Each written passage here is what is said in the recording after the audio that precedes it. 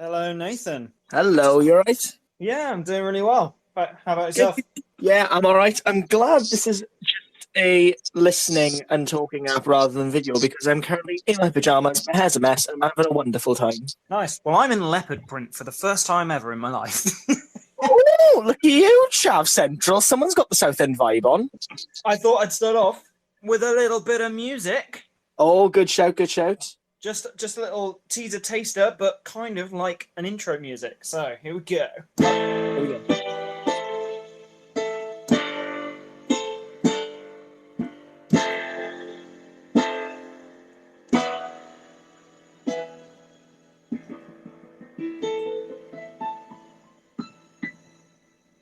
Yeah. Hands. The Blóðlína podcast soundtrack right there. I like that. That sounds good. So yeah, obviously we gave this a go yesterday just to see how it would go, and then we kind of made it official today that we're doing a proper show together. Yes, we did. So I've got a couple of talking points and stuff in front of me, and I guess anyone who's listening in can just drop their questions. Oh, looks like we've got somebody already. Hey guys, it's Liv from before. I know that with official will know who I am because I was on live with someone before, but hey. Yes, Liv is a musical theatre lover, and she's come to, I guess, check out what we're talking about with our new musical that we've written in lockdown. Amazing. Hello. Nathan, do you want to introduce yourself? Because I should imagine people won't recognise you or know who you are on this platform. No, my name is Nathan Rees. I am an actor. I am a writer, and for this particular musical theatre project, I have written the script and also the lyrics to the songs. In collaboration with me, my name is Marcus Wood. I am the composer of Blóðlína, and I've been helping Nathan out with writing some of the book and kind of mainly doing a lot of the lyric stuff with him as well.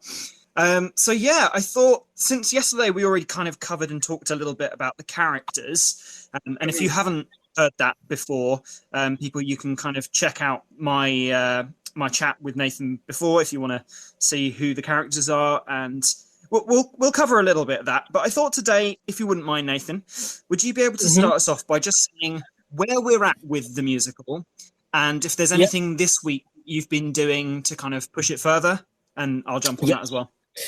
So at the moment we have finished the script. We finished the script about, I'd say, a month ago now.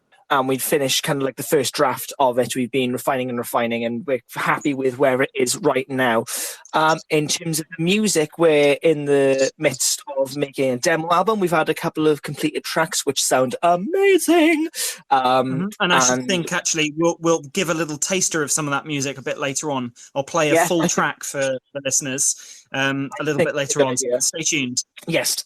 So we've got a couple of those going on, which are going really well. Obviously made more difficult by the fact we can't actually be in the room with people, but what we've had so far is very, very good stuff.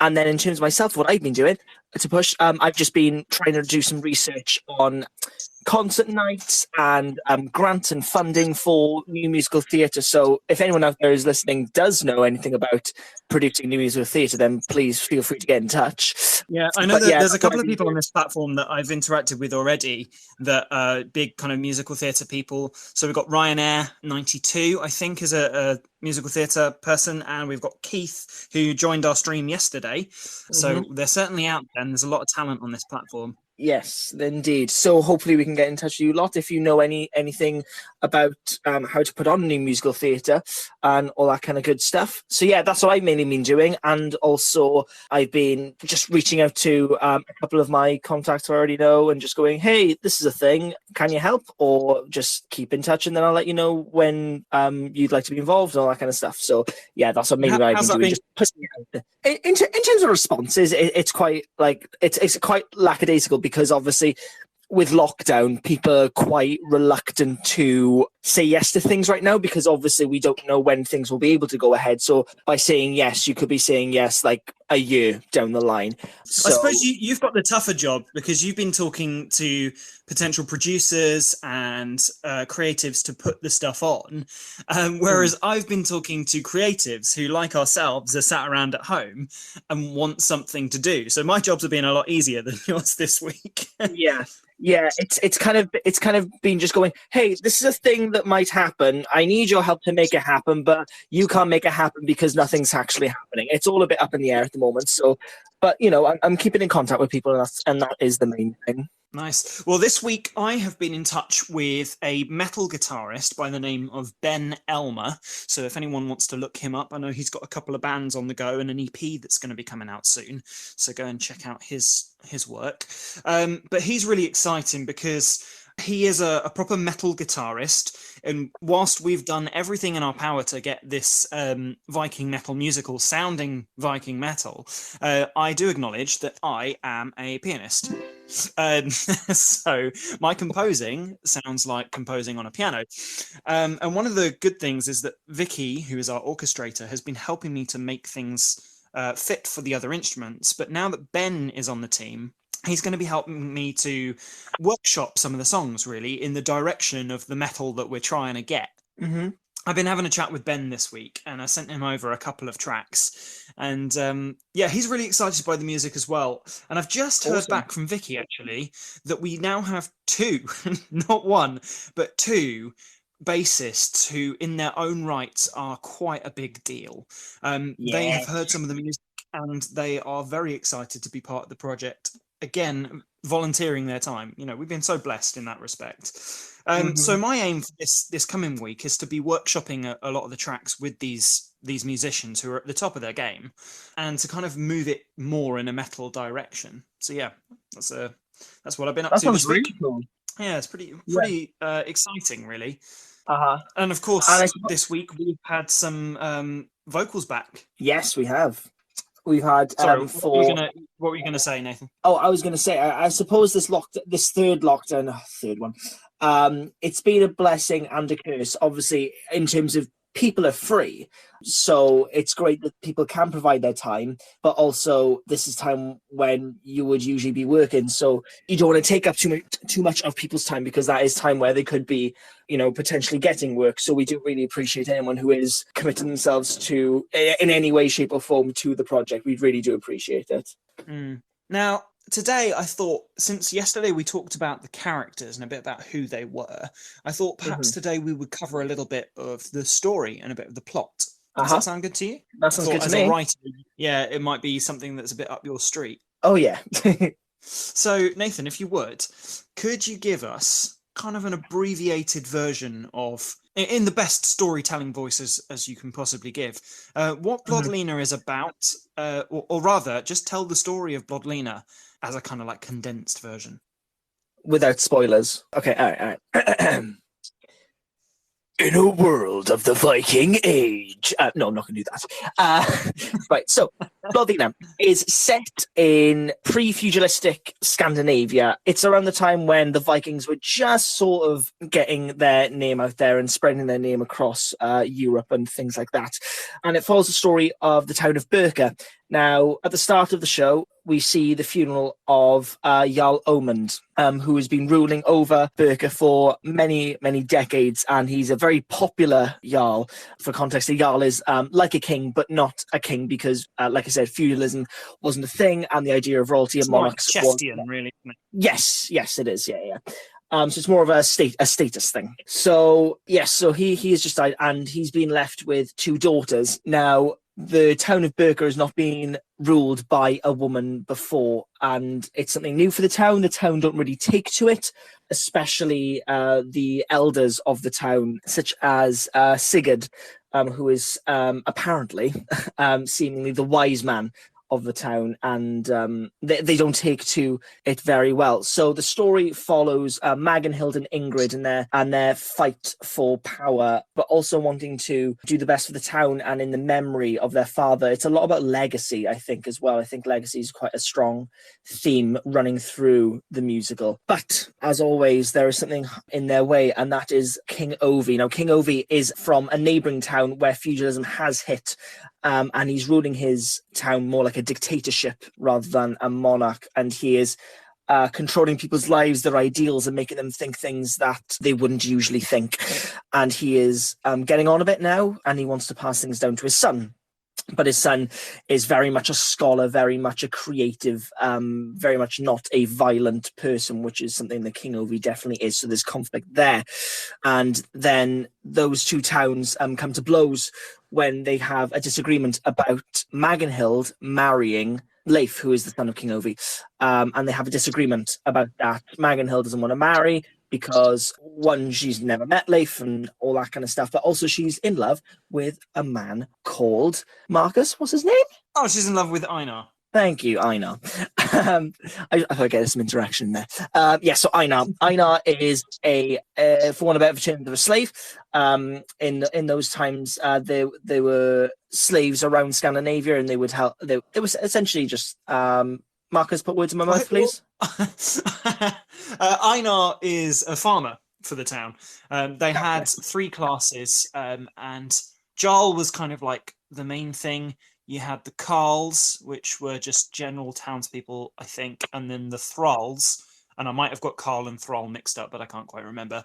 And then you had like a bottom slave class, essentially. So Einar is a farmer of the town, much lower in status than Magenhild, and there's a love not a love triangle, sorry, there's a love dispute going on there now that she has become she hasn't become, she's an acting leader before she can then be voted in by the council of Birka, but because she's so much higher in status now, she feels like she can't be with Einar. Einar's still very much in love with her. They had a lovely time before her dad died, and there's all of that stuff going on. There's just a lot of conflict, I'd say. There's a lot of conflict. And yes, all this comes to blows then at the end of Act 1 when something happens. And then I'm not going to tell you anymore. Yeah, no spoilers just yet. All the rest of it is all spoilers and plot. Yeah, I guess from that point on, things certainly don't quite turn out as you would expect them to. I guess in the same way that Into the Woods by Stephen Sondheim feels like it concludes at a certain point, and then it really unravels. I think we've got a similar thing going on with Blóðlína in the fact that at the end of Act 1, you think things are about to kind of conclude, and it all goes a bit pear-shaped. Mm-hmm. Nice little summary there. Well, it doesn't look like I think I gave you more of what are those poems where you have all the letters and then you just kind of add to it? Acrostic? Acrostic, yeah. Yeah, I think that's what it is. What were you trying to spell out? Exactly. I gave you the abbreviations, but I just explained it anyway. So yeah, I mean, we've covered pretty much where we're at with the music, and what we've been up to this week. We talked a little bit about the story and plot. So I think, unless there's any questions coming in now, that we might want to play a bit of music. Yeah. What music are you thinking? What are you going to play? So I was thinking that potentially, from what we've got through this week, either Thank You Valued Citizen, which is a track that comes into the second act of the musical, or potentially King Ovi and Son. I'd go King Ovi and Son, I would. That's your preference, isn't it? I know you like that one. So this one's got kind of like a Jamiroquai vibe. Yeah, but it's not my preference. Well, it is my preference, but also I think it's early enough in the musical that not too much is going to get given away. Okay, I'm going to put the phone down, and here's a little. Here's one of the first tracks that you'll hear from the musical. This is called King Ovi and Son. But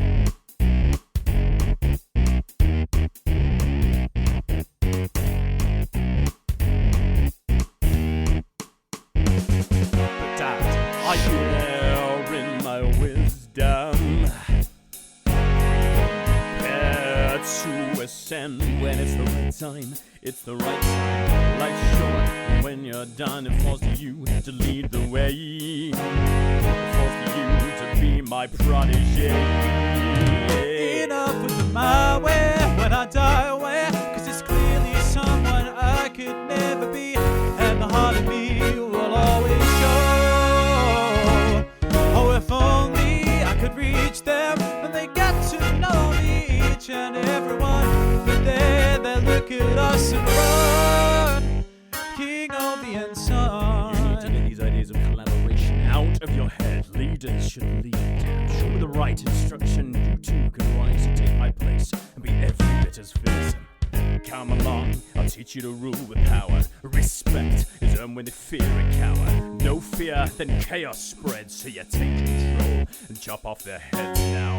Follow me, we'll build this. Sad, I can't. Follow me, we'll crush that. I'd be happy. If to you I delegate, well then we're gonna get one thing straight. If you don't take the crown, then you're no son of mine. For the lives will play out purely by my design, dictating my legacy when I am gone.